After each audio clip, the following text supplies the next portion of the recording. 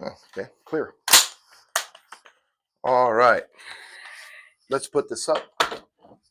What is going on, everybody? Welcome back to the channel. Today we're going to be going over ability versus capability in the firearm space.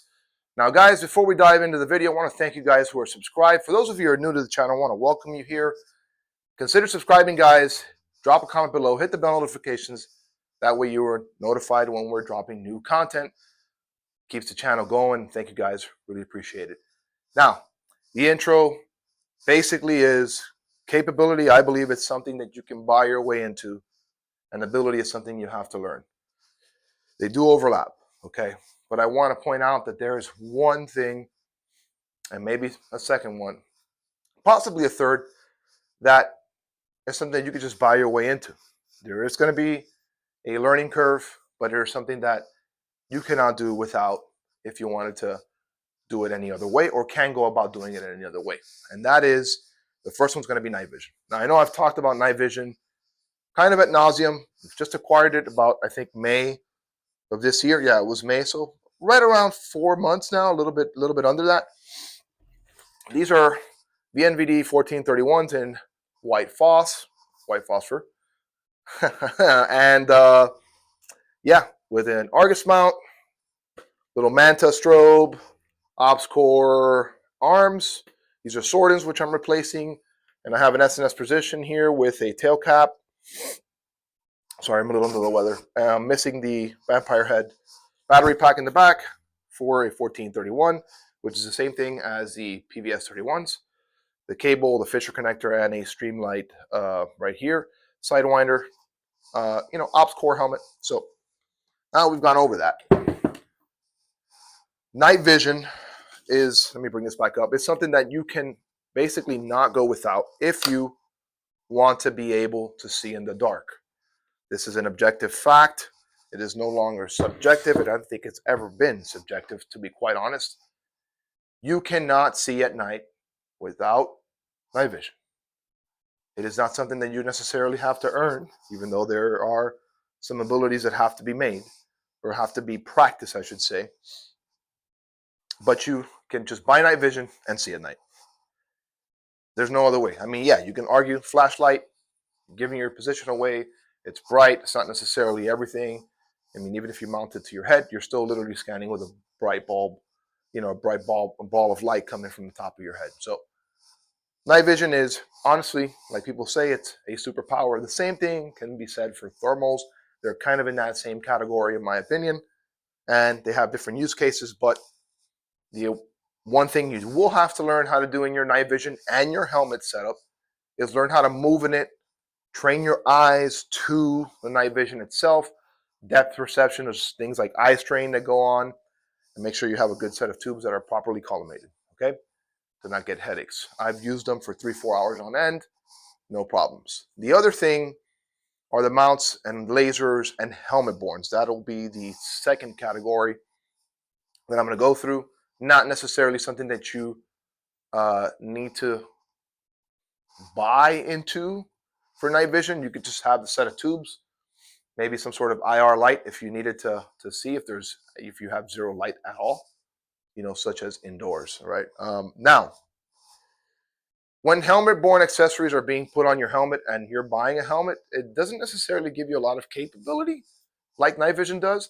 It does, however, make things in your life easier if you have an IR light up here for admin stuff, one that you can turn up top for some lighting above, bouncing off the ceiling and whatnot, strobes to keep you identified if you're working with a group of people, or if you're hunting and you're hunting out there with a group of buddies, your IR strobe can be seen under night vision, and that's great. However, in a professional environment, you have to worry about negligence and your light discipline. You don't want to have a negligent light discharge, an NLD as it's known, and give away your position in a professional setting, right? I'm not in that professional setting, but there is something to consider. And I know some of you are in that setting, so think about that, and I'm sure you guys have SOPs regarding that, but that is a consideration. Also, helmets, you need to learn how to move around them with your mounts.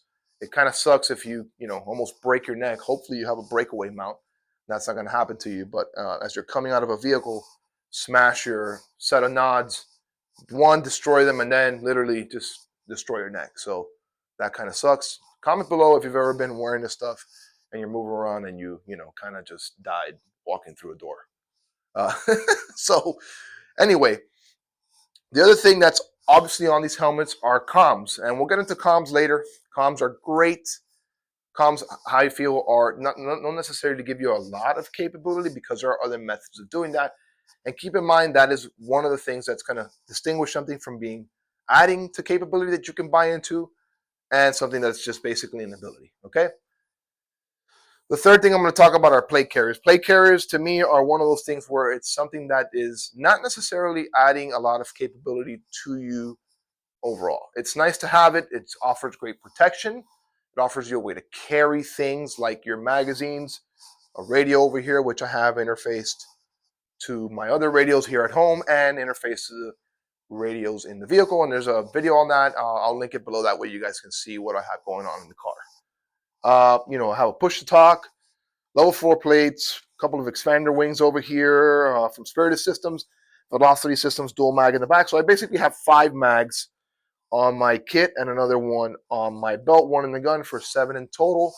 And the belt kind of falls in line with the plate carrier. Allows you to carry and load some things onto your kit. However, you can easily carry this stuff without that. You know, you can have a chest rig like this one up here from Spirit Systems, where I have 3 mags. I can go up to 6 if I needed to, and whatnot. So it does offer you protection. However, not much of capability. I will say that you also have to learn how to move and absolutely train in this to make sure it works for you. Move through, you know, if you want to move through your house or whatever. What I like to do is I like to walk in this for exercise a lot.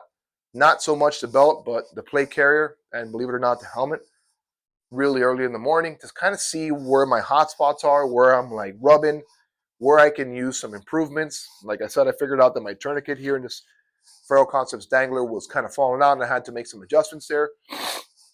Sorry again, I'm a little sick. That is the best thing that you can do to learn and become more capable with it, because it does give you that protection aspect. However, do realize that you can honestly run a gun or go out hunting or do whatever you got to do without a plate carrier. Plate carrier is one of those things where you're going to need it for protection. So that being said, we're going to move into one of the areas that I feel is it's going to probably piss a lot of people off, and I'm sorry. This is just my opinion, so take that with a grain of salt. Do not take only any of this stuff as gospel, and that is attachments on the rifle. There is one attachment on the rifle which I believe honestly adds actual capability to the rifle, and that is going to be, by the way, you know this is clear because I cleared it right at the intro, the sling. This is a Ferro Concepts Slingster, I think. Yeah. And yeah, so this allows you to hold the rifle up to your body, you know, so keep it on there. And, you know, for long movements, you might want to put it behind you, whatnot, bring it forward. You know, there's a lot of, it's not fully open, but you can obviously expand it, pop in and out of it, right? But the point is, you can keep it on your body. Now, you don't have to have a fancy sling. That's what I mean. You know, the nods are truly one of the things that adds capability amongst some other things that we'll touch on the end of the video. But you can literally tie a piece of paracord, piece of rope to the buttstock and run it through one of your loops at the front of the M-lock or whatever you have up here. And you're good to go. You don't need to buy a fancy sling. However, the other things you guys are going to talk, you know, you're going to probably point out, well, what about your riser and your Aimpoint T2, the light I have here? What about those things? And, you know, your D-ball. And guys, these are probably, I'm going to say they're not something that's going to add a lot of capability to the rifle itself or to you, the user. These are things that are used for, let's just say, ease of use, comfortability of shooting, and some of the things are very night vision specific, just like, you know, the Illuminator, this IR flood, and this one that's got the vampire head on it. So again, doesn't necessarily add a lot of capability. You can easily shoot at night with some sights, some iron sights, you know, depending on the amount of darkness. You can also shoot even under night vision at night, if you properly tune your night vision, or you can just basically have a thermal scope on here and you can shoot without the nods. So just realize that you can run irons and still be very effective with the rifle itself. These things don't really make you more capable. What's going to make you a little bit more, let's just say, effective is training and shooting and repeating it and doing all of that. The sling to me is one of the things that really makes you and the weapon more capable, because it's now allows for it to be carried a lot easier and you to go hands-free, therefore earning capability or buying into capability without necessarily doing a lot of training. Okay. The fifth thing that we're going to go over are bags. And this is the second thing that I strongly believe is capability that you buy into immediately. Your everyday carry items, without a bag are really, really limited. Here, it's hotter than the devil's ass right now in South Florida. And I'm basically in shorts all day and a t-shirt. And, these type of gym shorts don't necessarily make it easy to carry a lot of things. I have some things here, the clip-ons, and I have some Arrowhead products that do make carrying a lot easier, but realize that bags are just going to make you more capable. This carries everything, including my carry pistol, my wallets, knives, some pens, a bunch of other things that I keep in the bag itself, spare mag, whatnot, that I cannot carry on me on the daily. Also, this bag that I'm currently carrying, which Ellie gave me, it's tactical baby gear, believe it or not, but I've grown to like it quite a bit. And I carry basically like a little IFAK here, stop the bleed kit, some clothes because I use it as a gym bag, and a bottle here. It's got a nice carabiner, and I could just pack this full of stuff. I'll even put my night vision helmet in it if I need to take it somewhere. So, I'm doing a lot of reviews with the nods, and I'm actually doing a lot of not necessarily reviews for YouTube, but for them themselves. That is also something that I decided to do because I wanted to give them some feedback, realize that I actually bought these. So the other thing is that the bags add that capability without much training really required. Carrying 5-10 pounds, not a big deal, something that pretty much every grown person and even kids can handle. Now, the larger bags like my Eberly stock, which is down there, 3-day bag, yeah, you pack it full of 30-35 pounds of equipment. You need to get some practice in, practice loading it to your chest, loading it to your waist, alternating and giving yourself some relief between those things, right? So you will have to realize you have to work through some of those things and train yourself. You're not just going to be able to go immediately. Now, kind of this number 6, what I want to talk about is comms. And comms themselves, kind of deserve their own thing, right? Comms do give you some capability that you wouldn't typically have. However, electronic comms or radios, cell phones, don't necessarily have to be used. That's why I don't think they're comparable to night vision. Night vision does give you a really, really stark difference when you buy into it. Now, why do I say that? You can use basic clickers. I don't have mine here, but let's say you're camping and your buddies are like, you just want to kind of go out on a patrol, or you want to get away from camp, and you can use a clicker. 1 click, 2 click, 3 clicks, whatever your signal code's going to be to figure out who's approaching base camp and who's just not. If you hear somebody showing up and they don't have a clicker, and that might be an intruder. So you don't necessarily have to use that. There's signaling. You can use signal panels. You can use signal mirrors. There's a lot of other ways to communicate without radios. I know it's 2025. You're going to be like, you're freaking crazy. What are you talking about?